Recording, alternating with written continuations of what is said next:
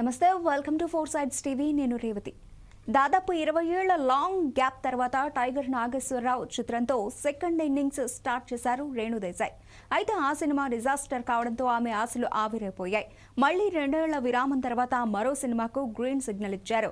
ఈ cinema opening కార్యక్రమం ఇటీవల హైదరాబాద్లో ఘనంగా జరిగింది. 16 రోజుల పండుగ పేరుతో తెరకెక్కుతోన్న సినిమాలో తాను నటిస్తున్నట్లు రేణు దేశాయ్ ప్రకటించారు. సాయి కృష్ణ దమ్మాలపాటి హీరోగా ఎంట్రీ ఇస్తున్నారు. ఈ సినిమాలో ఉజ్జయన్ హీరోయిన్ గా నటిస్తూ ఉండగా సాయి కిరణ్ అడవి దర్శకత్వం వహిస్తున్నారు. స్టార్ యాంకర్ అనసూయ భరద్వాజ్, వెన్నెల కిషోర్, కృష్ణుడు, విష్ణు తదితరులు ఇతర పాత్రల్లో కనిపించనున్నారు. ఇదిలా ఉండగా రేణు దేశాయ్ పార్క్ హయత్ హోటల్లో హైదరాబాద్ టైమ్స్ ఫ్యాషన్ వీక్ లో భాగంగా దేశంలోని ప్రముఖ డిజైనర్స్ రూపొందించిన దుస్తులను మోడల్స్ తో కలిసి ర్యాంప్ పై ప్రదర్శించారు.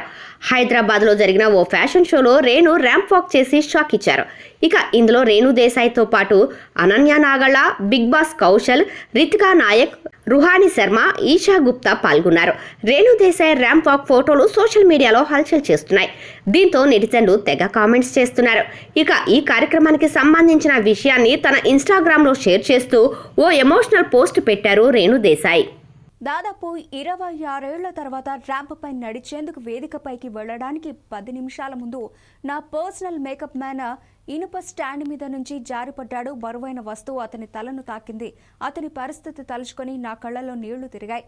అదే సమయంలో షో ప్రారంభం కావడంతో నేను ఏం చేయలేకపోయా. ఆ నొప్పిని భరిస్తూనే వాక్ చేయాల్సి వచ్చింది. నా కళ్లను గమనించినట్లయితే కళ్ళు ఎర్రగా నీటితో నిండి ఉంటాయి. నేను ప్రస్తుతం చాలా బాధలో ఉన్నాను. షోలో గందరగోళం లేకుండా ఉండడానికి నా వంతు ప్రయత్నం చేశాను. దీన్ని వ్యక్తిగత కారణాల వల్ల పంచుకోవడం లేదు. కొన్నిసార్లు ఒక వ్యక్తి ఎలాంటి బాధను అనుభవిస్తాడో, తన పరిస్థితిని కొనసాగించడానికి ఎంత కష్టపడుతున్నాడో మనకు తెలీదు. అందుకే తోటి వారి పట్ల మరింత దయతో ఉండాలి అని రేణు దేశాయ్ రాసుకొచ్చారు. ఇప్పుడు ఈ పోస్ట్ సోషల్ మీడియాలో చక్కర్లు కొడుతోంది.